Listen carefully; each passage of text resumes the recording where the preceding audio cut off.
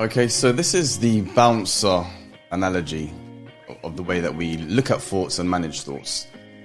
And to get a really good understanding of this, I wanted to just run through a key couple of points. One of the takeaways is that we're constantly thinking. You might notice it yourself, and from the moment you wake up till the moment you lay down at night, you're thinking. So much so we have about 70,000 thoughts every day. Okay, what does that mean? It means that it's pretty intense. It's that whether you know it or not, there's a churning of thoughts that are cycling through and repeating all day long. And why is that important to know?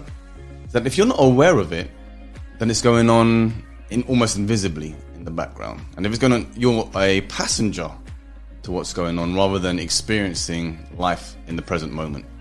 So you're either lost in thought or in the present moment. We're oblivious to this constant thinking.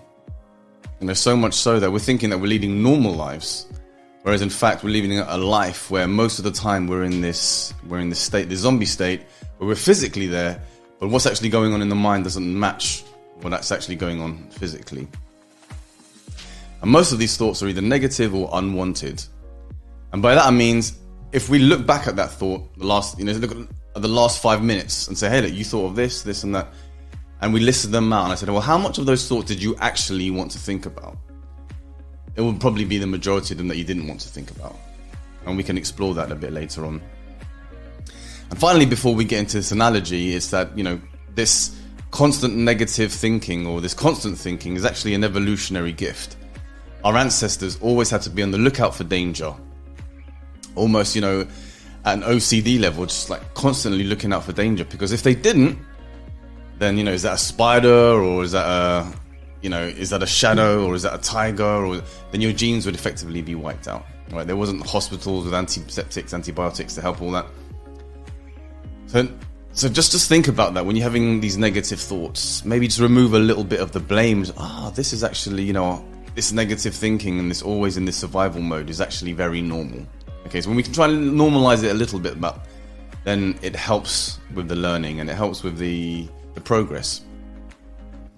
So when we said the bouncer analogy, so think of thoughts as a big queue outside of a nightclub lining up. Right now, whether you like it or not, they're going to line up, they're going to show up. Okay, this is out of your control. Where you have the control is when they get to the door and say, hey, we would like to come into this nightclub in your mind.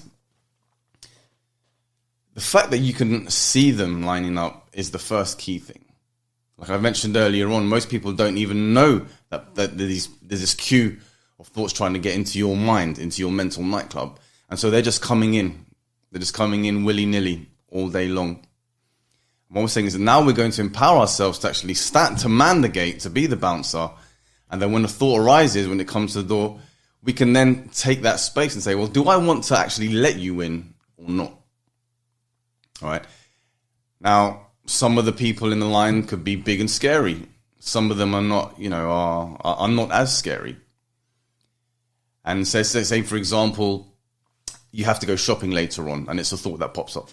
The milk's gone off. I have to go later on to the shops.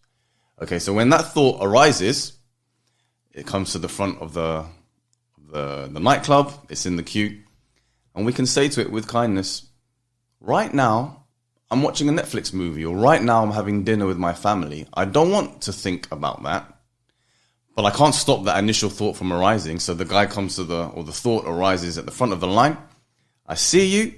It distracts me momentarily, but now I'm training myself that, I can make the decision. No, I want to return to the conversation I was just having with my children.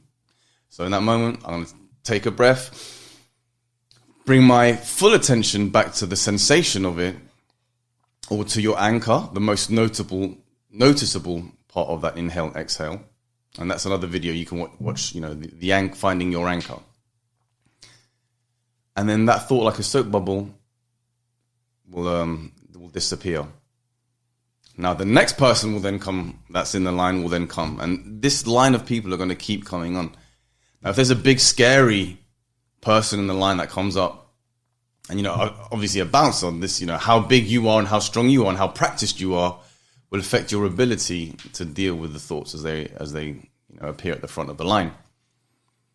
Now, the bigger, more scary thoughts, like a presentation that you have to deliver in front of, 50 people, or a forecast meeting with your boss, or a public event where you need to put yourself out there and outside your comfort zone.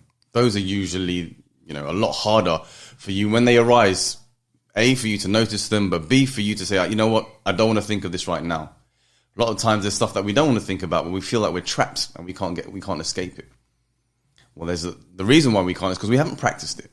We haven't practiced what it's like to notice a thought arise and then to consciously and proactively say, all right, I see you, but now I'm going to bring it back to my breath or to my anchor or to the present.